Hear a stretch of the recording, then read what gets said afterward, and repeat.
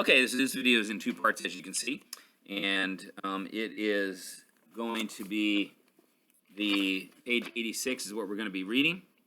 Kingdom divided. At Solomon's death in 922 BC, the 12 tribes of Israel asked Solomon's son Rehoboam if he would rule them more gently than his father had.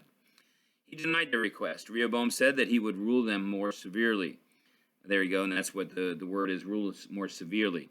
This caused the kingdom to split. The 10 northern tribes followed Jeroboam, one of Solomon's officials. They formed the northern kingdom. The two southern tribes, Judah and Benjamin, remained under Rehoboam's rule, and they established a southern kingdom. And so the northern tribes kept the name Israel. Okay, so that was what it was, Israel. There is another one where they are called Ephraim, I believe. Jeroboam established his capital at Samaria. To keep his people from returning to Jerusalem to worship, he made 2 golden calves and proclaimed them the gods of Israel. Later, Ahab and Jezebel introduced the worship of Baal and Ashtaroth. The northern kingdom of Israel experienced some periods of great prosperity. For the next 200 years, Israel prospered and their culture continued to develop. Jeroboam continued the heavy taxation that Solomon established. These taxes funded a strong military that allowed Israel to advance economically. The geographical location allowed Israel to have better access to natural resources and to control trade routes. But alongside the prosperity, there was a great deal of injustice toward the poor. The tribes of the southern kingdom took the name Judah. They kept the capital at Jerusalem.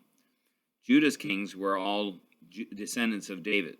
A few of Judah's rulers lived righteously before God, but many were wicked. The people of Judah did not worship the Lord in the way that he had commanded them. They had many places of worship away from the temple. In some of these places, archaeologists have discovered writings about Yahweh and Ashtaroth, a goddess who the writings indicate became Yahweh's wife. God's people had corrupted true worship of Yahweh by mixing it with the false worship of the peoples around them. Prophets were appointed or called by God to deliver messages from God to his people. God used prophets to urge his people back to fellowship with him. Prophets such as Obadiah, Joel, and Isaiah warned God's people to forsake idolatry. The prophets also spoke out against injustice. Amos prophesied against Israelites who used their wealth and power to oppress others. The warnings also included threats of punishment. The people did not listen to the warnings. In 722 BC, the judgment came. Israel was conquered by the Assyrian Empire, and the people were carried away as captives. In 586 BC, King Nebuchadnezzar of the Chaldean, or the New Babylonian Empire, conquered Judah. He destroyed Jerusalem, including the temple. He also took more than 10,000 people away to Babylon, or to exile in Babylon. This time for the Israelites is known as the Babylonian captivity. Many of those who were left behind fled to Egypt, Moab, or other countries. The dispersion of the Israelites is called the diaspora. About this time, the Israelites became known as the Jews. God had told the Israelites that if they did not keep the Mosaic covenant, they would be scattered among other nations. The prophets had warned the people that God would be true to his word, but the prophets also had good news.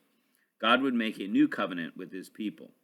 He would restore the Israelites to their land and change their hearts so that they would love and obey him. The new covenant was God's promise of forgiveness of sin and restored fellowship.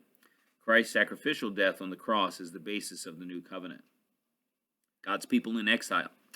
When an empire made war and conquered a nation, it often forced the ruling class and the wealthy to relocate.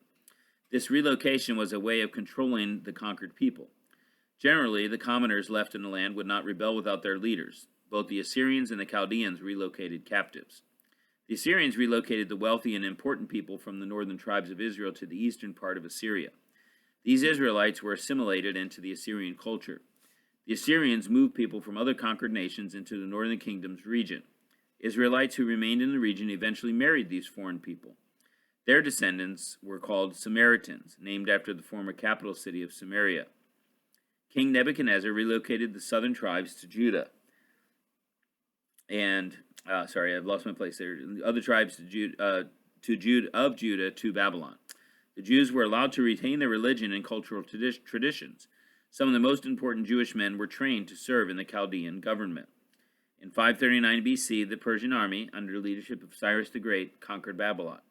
Cyrus allowed the Jews to return to Judea, the former southern kingdom of Judah. Some Jews returned, but many chose to stay in Babylon. where they had already made their homes. Later, King Xerxes, also known as Ahasuerus, ruled Persia. During his reign, a palace official named Haman grew angry with a Jew named Mordecai. You guys read about that in the book of Esther.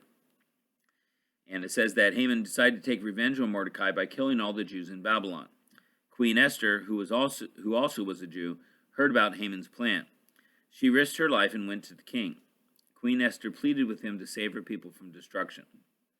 King Xerxes gave the Jews permission to defend themselves from anyone who would try to hurt or kill them. He also ordered the execution of Haman. After Haman's death, the Jews held a great feast. They sent each other presents and gave gifts to the poor. This celebration became the holiday Purim. Purim is still celebrated today by Jews around the world.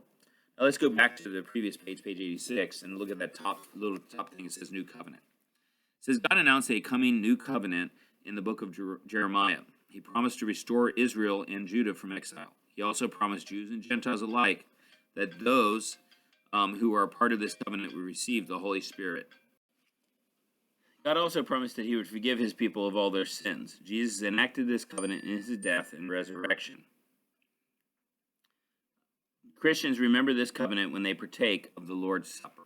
All right, and so that is your, two videos, of course, today. Your word. And so, Nikki, what should the word be? Were you listening to any of what I say? You could have skipped the whole video, and you didn't. So we use the word skip. We'll use the word Skippy for Nikki. We'll call him Skippy from now on. All right, that's it. Have a good day, and we'll see you tomorrow. Bye.